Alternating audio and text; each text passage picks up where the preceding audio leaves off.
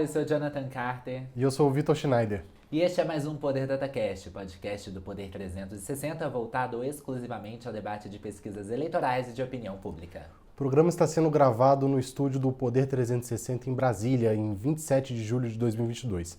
Abordará a liberação da cannabis para uso medicinal no Brasil, o debate do tema no Congresso Nacional e seu impacto nas eleições de 2022. O Poder DataCast recebe neste episódio Rafael Arcuri, advogado, diretor executivo da ANC, Associação Nacional do Cânhamo Industrial, especialista em Direito Regulatório, mestre e doutorando em Direito e Políticas Públicas, integrante da Comissão de Assuntos Regulatórios da OAB do Distrito Federal.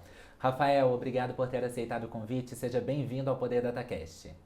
Muitíssimo obrigado pela participação, pela possibilidade de participação. Fico muito feliz de poder contribuir aqui com o trabalho de vocês, que tem sido excepcional na cobertura da cannabis e de vários temas relevantes para o país. Agradeço também a todos que acompanham mais um episódio do Poder DataCast. Para ficar sempre bem informado, inscreva-se no canal do Poder 360, ative as notificações e não perca nenhuma informação relevante. Para começar, a jornalista Vitória Queiroz nos apresenta os principais dados do Poder Data. Pesquisa Poder Data, realizada de 17 a 19 de julho de 2022, mostra que a distância entre Lula e Bolsonaro no primeiro turno é de 6 pontos percentuais. O petista tem 43% contra 37% do atual presidente. Em seguida, aparecem Ciro Gomes com 6%, Simone Tebet 3%, André Janones 2% e Pablo Marçal 1%. Os demais pré-candidatos não pontuaram. 4% afirmam votar em branco ou nulo. Os que não sabem ou não responderam correspondem a 4%. Já no segundo turno, a vantagem de Lula sobre Bolsonaro é de 13 pontos percentuais. O ex-presidente tem 51%, enquanto Bolsonaro tem 38%. Brancos e nulos são 9%. Os que não sabem somam 3%. O Poder Data também perguntou sobre a opinião dos entrevistados sobre a liberação do uso da maconha para fins medicinais. Para 54%, o Brasil deveria liberar. Outros 37% avaliam que não. 9% não sabem ou preferem não opinar sobre o tema. O levantamento ouviu 3 mil pessoas em 309 municípios nas 27 unidades da federação. A margem de erro é de 2 pontos percentuais, para mais ou para menos, em um intervalo de confiança de 95%. O registro da pesquisa no TSE é BR-07122/2022. Rafael, vamos começar indo direto ao ponto. O que trava a regulamentação do mercado de cannabis medicinal no Brasil? Quais são os dispositivos legais em vigor e o atual entendimento jurídico da questão? A cannabis medicinal hoje, no Brasil, ela já tem uma regulamentação muito ampla. A gente tem 2 normas, que são as principais normas que regulam o uso medicinal da cannabis, que é a RDC 327 e a RDC 335, além da legislação específica de registro de medicamentos.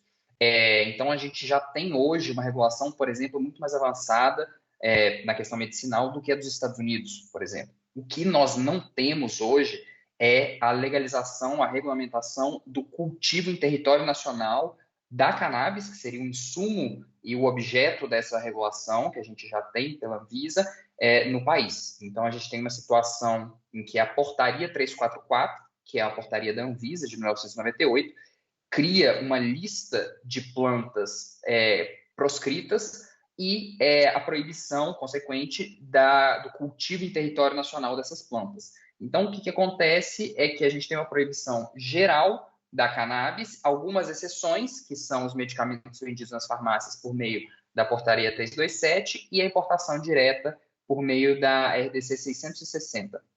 Rafael, o último levantamento do Poder Data mostra que a maioria dos brasileiros ainda apoia a liberação da maconha medicinal, mas a rejeição subiu nos últimos 6 meses. No começo do ano, 26% eram contrários e 61% favoráveis. Hoje, 37% são contra e 54% apoiam. Pensando na viabilidade política, como se disputa esse espaço da opinião pública? Isso ajuda a que a regulamentação se torne realidade? Existe um espaço entre a opinião pública e o processo de tomada de decisão dentro do Congresso Nacional e nas agências reguladoras. Com certeza, é muito importante que a gente tenha um apoio popular, principalmente cada vez maior, e eu acho que isso, com períodos de tempo longos, eu acho que essa tendência só irá crescer, como eu acredito que tenha crescido. Essas flutuações imediatas, no período de 6 meses que foram entre as pesquisas, eu acho natural, eu acho que como a gente ainda tem pouca informação sobre o tema, é uma flutuação natural, mas a opinião pública, ela é subsidiária, mas ela não é uma condição suficiente para a aprovação de uma regulamentação mais robusta da cannabis no Brasil. Então, muito mais do que só a aprovação pública, nós necessitamos um trabalho articulado, muito consistente, bem informado perante os órgãos públicos. Agora, principalmente perante o Congresso Nacional, por uma aprovação de um projeto de lei, mas também é possível conseguir avanços em outros órgãos da administração pública. Rafael, puxando exatamente desse ponto, o Congresso Nacional resiste a votar um projeto de lei 399 de 2015 que tornaria possível a produção e comercialização de medicamentos à base de cannabis no território nacional. Como encaminhar esse debate em termos técnicos no Legislativo? Não é uma coisa simples, a gente viu com as discussões recentes ao redor do mundo, mas ficou muito claro com a pandemia no Brasil que dados não são suficientes para alterar a opinião dos parlamentares e do público em geral. Existem outros fatores que são fatores muito relevantes, que inclusive acredito que a pesquisa toca muito nesses fatores, que também influenciam. A estratégia que a ANC tem utilizado é não só usar dados empíricos de segurança, dados de usos dos produtos derivados da cannabis, mas também associar a pauta da cannabis às pautas já tradicionais e já defendidas. O que a gente quer trazer com uma atuação da ANC por exemplo, que a cannabis, no geral, o cânhamo industrial também, que pode ser utilizado como uma cannabis com fins medicinais, é uma pauta também do agronegócio. Não é só agronegócio, não é a única pauta do agronegócio, mas é uma pauta 100% coerente com a pauta do agronegócio. Nós acreditamos que com isso, muito mais do que só com dados relevantes, empíricos, de ganho econômico e etc., nós consigamos influenciar pessoas extremamente relevantes no processo de tomada de decisão e que seriam convencidas trazendo esse assunto para uma área que elas já estão acostumadas. Então, acredito que esse seja um caminho muito objetivo, pragmático e que traria uma regulamentação mais rápida. Rafael, a gente vai falar sobre agronegócio um pouco mais para frente, mas falando ainda sobre legislações, países vizinhos têm aprovado legislações sobre o tema, né? A Argentina, em maio, promulgou com forte apoio legislativo a lei da cannabis medicinal e do cânhamo industrial. Há alguma relação com a guinada à esquerda da região? Não é possível fazer essa associação causal entre um governo de esquerda e a aprovação, principalmente federal, de uma legislação de cannabis. Por quê? De novo, sempre trazendo o exemplo dos Estados Unidos, ainda que não haja uma dependência de caminho entre o caminho tomado pelos Estados Unidos e os outros países das Américas, é muito importante a gente lembrar que a articulação da legalização federal da cannabis, ou seja, cânhamo industrial nos Estados Unidos, foi de um governo conservador, por parlamentares conservadores, trazida por estados conservadores. O Kentucky foi um grande motor de relações governamentais, vamos dizer assim, por meio do Mitch McConnell, que era um senador líder do Senado, republicano, e quem assinou, isso foi um trabalho de 7, 8 anos de articulação, que culminou em 2018 com a aprovação a nível federal pelo Donald Trump. Então, existe uma tendência a se considerar, que eu acho válida e racional, que um governo de esquerda consiga aprovar uma legislação dessas com maior facilidade. Mas o líder do executivo não reflete o posicionamento do parlamento. Então, trazendo isso para um cenário nacional, brasileiro, não significa que, se o líder do nosso executivo, numa próxima legislatura, seja de esquerda, o Congresso será de esquerda. E isso é importante para a gente jogar com as formas de lidar com o cenário público, porque um governo de esquerda não necessariamente consegue aprovar uma pauta da cannabis e um governo de direita não necessariamente é proibitivo para a aprovação da regulação de uma pauta da cannabis. Rafael, pensando então no curto prazo do Brasil, os dois pré-candidatos à presidência líderes da disputa aparecem a uma distância de 6 pontos percentuais no primeiro turno, segundo os últimos dados do Poder Data. Embora o presidente Jair Bolsonaro já tenha se manifestado contra a regulamentação, o ex-presidente Lula não tem uma posição pública sobre o tema. Com esse cenário polarizado entre os dois, quais as probabilidades de fazer essa pauta avançar em um eventual governo Lula ou mesmo em um segundo governo do Bolsonaro? Nós temos muita esperança de que em ambos os governos nós conseguiremos avanços na pauta da regulamentação da cannabis cada vez mais abrangente. A gente tem que lembrar que o cultivo em território nacional é só um dos aspectos da legalização, regulamentação abrangente, porque nós já temos um volume extremamente grande de produtos medicinais entrando no Brasil, nós já temos marcas grandes como Levi's, Osklen, Reserva, utilizando Adidas, Vans, utilizando produtos de cannabis, ou seja, cana industrial, na forma têxtil. Então, o que a gente acredita é que, independentemente do governo que entre, a pressão econômica e social que tem sido feita na base dos parlamentares é muito grande. Ao mesmo tempo, a cannabis é uma ferramenta de desenvolvimento econômico muito relevante, e ênfase no vocabulário ferramenta, porque nada mais, desde um ponto de vista, nada mais ela é do que uma forma de gerar desenvolvimento, inovação e arrecadação. Então, num estado de crise econômica, por exemplo, num estado de necessidade de aumento da arrecadação, num cenário de discussão de reforma tributária para aumentar e racionalizar a arrecadação, o cânhamo e a cannabis como um todo entram dentro de uma lógica que beneficiaria ambos os governos. Nesse debate em relação ao período eleitoral, você espera uma declaração do Lula a respeito da cannabis medicinal? Eu acho que é pouco provável que a esquerda sinalize algo que já é tradicional da base que eles defendem, dos temas que normalmente são defendidos pela esquerda. Com a polarização da atual eleição, eu acho pouco provável que um tema tão polêmico seja trazido pelo presidente Lula para uma discussão, num debate que ele já terá que lidar com problemas muito grandes no debate público e, enfim, questões que para ele já serão muito polêmicas. Então, eu acho difícil encaixar a cannabis nessa lógica.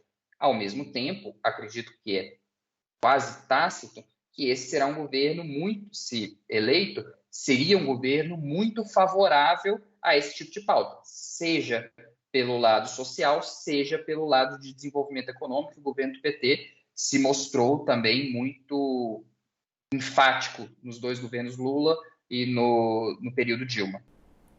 Rafael, 45% das pessoas que aprovam o governo Jair Bolsonaro são contra o uso da maconha em tratamentos médicos.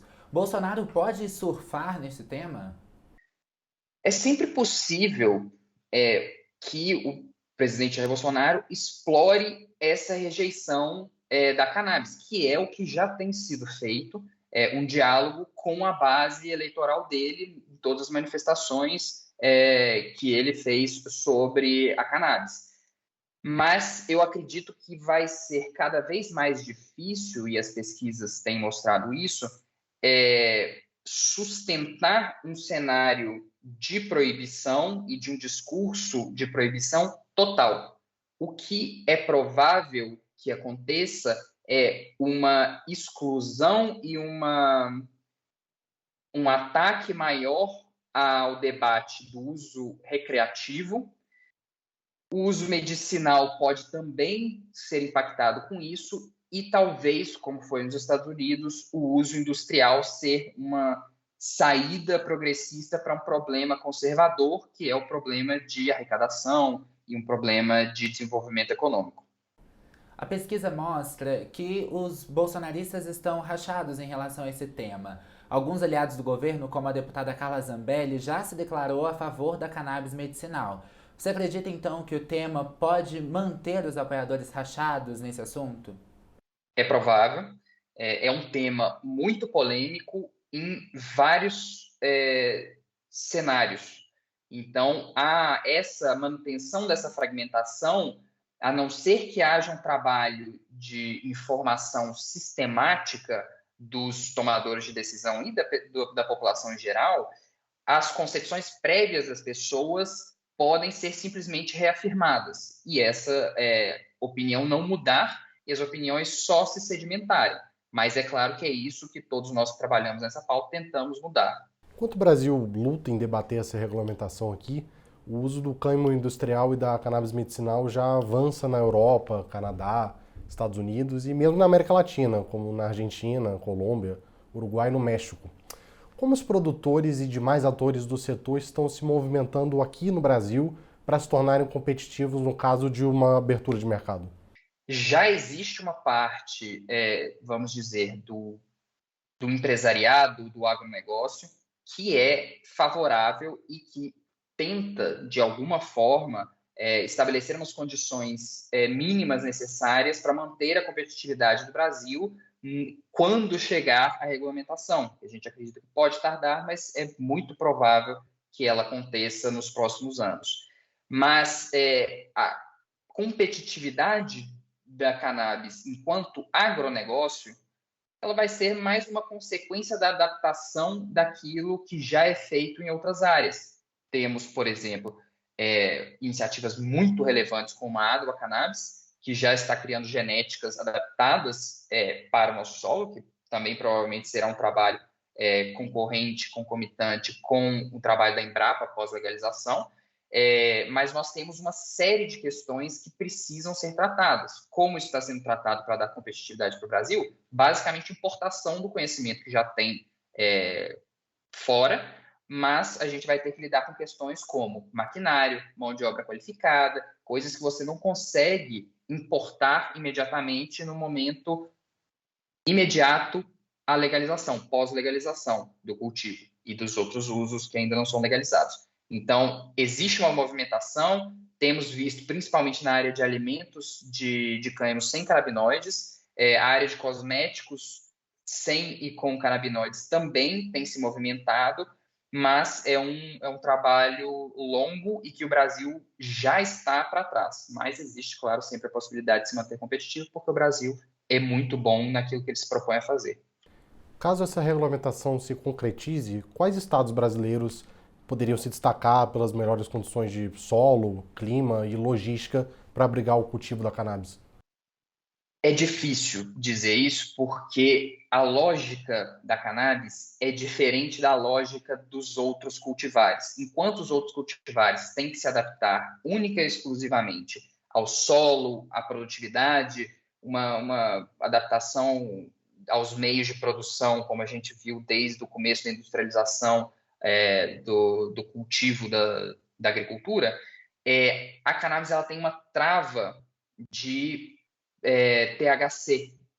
Claro que existem regulações e regulações, mas na maior parte do mundo, os cultivos em larga escala possuem uma trava de THC, que é o critério quimiotaxonômico, que vai fazer com que a cannabis, que é mais popular para o agronegócio, que é o cânhamo industrial, tenha uma limitação. Essa limitação ela é influenciada por genética e por agentes externos, seja temperatura, solo, sol, e isso gera, por exemplo, um perdimento de parte da produção americana em todos os lugares do mundo, quando ela ultrapassa esse limiar. A consequência disso não só os estados tradicionais no agro e que teriam melhores condições, ao mesmo tempo tem mais incidência de sol, que pode aumentar a quantidade de THC desses cultivos e dificultar o controle. Então, é muito difícil dizer, antes dos testes práticos, qual vai ser a lógica. Primeiro, a gente não sabe qual vai ser o controle de THC, as formas de controle e vamos dizer, a aderência inicial do agronegócio ao cultivo. Então, depende. Rafael, o desenvolvimento sustentável é uma preocupação crescente no debate público devido à emergência climática e à destruição de ecossistemas. Quais impactos ou benefícios a produção de cannabis pode trazer à produção agropecuária do país? A gente tem uma das plantas com a maior capacidade de realização de captura de carbono. A gente tem formas de armazenar o carbono capturado. Então, a gente teria em créditos de carbono, por exemplo, uma lógica muito virtuosa. Por exemplo, se a gente utilizar as fibras para a construção de concreto de cânhamo, para a produção de concreto de cânhamo, bioplásticos de cânhamo, outros produtos que aprisionem o carbono capturado da atmosfera. A gente tem uma menor utilização de água no cultivo, mais ou menos 1/3, 1/4 da quantidade de água necessária para a produção de algodão. A gente tem uma possibilidade de nitrificação do solo. Então, o cânhamo, a cannabis, quando entra dentro da lógica de uma safrinha, por exemplo, ela pode ajudar a recuperar um solo de um outro cultivo, às vezes um cultivo principal. Então, as possibilidades de utilização de grandes partes da planta é sempre muito relevante dentro da economia circular. Então, a gente tem uma lógica muito virtuosa no cultivo de cânhamo, e o Paraguai é um exemplo disso, que talvez se tornará um dos primeiros países, ou pelo menos os primeiros países da região, carbono neutro. País carbono neutro. Não só o cultivo de cannabis, carbono neutro, mas um país zerando a sua produção de carbono por meio do cultivo de cannabis. Rafael, para finalizar, como assegurar tanto a opinião pública quanto aos órgãos regulatórios que essa produção vai cumprir os termos permitidos e não será, por exemplo, usada para o cultivo de cannabis com fins recreativos ou psicotrópicos? Isso é uma questão já muito tradicional ao redor do mundo. A Europa nunca proibiu, enquanto bloco, o cultivo da cannabis. A China, a Índia, a China principalmente, que é um estado que tem um posicionamento muito rigoroso com o tema de drogas. Todos esses países conseguem, com sucesso, manter uma fiscalização e uma manutenção desse limite, tanto da quantidade de THC quanto dos usos, de forma muito satisfatória. Seria improvável e fantasioso a gente pensar que, no caso do Brasil, seria completamente diferente. Então, a gente tem que começar a tratar com mais naturalidade a cannabis e parar de ter esse medo tão grande que os reguladores têm de usos não originários. Se a gente pensar, a gente tem inúmeros cultivos que poderiam ser usados para a geração de outras substâncias que não seriam benéficas para a saúde humana, e mesmo assim nós temos esses cultivos em larga escala no Brasil. E nenhum problema social e econômico é gerado por meio disso. Chega ao fim mais uma edição do Poder DataCast. Obrigado, Rafael Arcuri, por ter aceitado o convite. Muitíssimo obrigado. É sempre muito bom a gente poder compartilhar um pouquinho do nosso conhecimento, e agradeço novamente ao trabalho que vocês têm feito na cobertura desses temas. O conteúdo do Poder Data não acaba aqui. Acompanhe reportagens sobre os levantamentos a cada 15 dias no jornal digital Poder 360. Não se esqueça de se inscrever no canal e ativar as notificações, assim você não perde nenhuma informação relevante. Obrigado a você que nos escutou e nos acompanhou até aqui. Até a próxima! Até!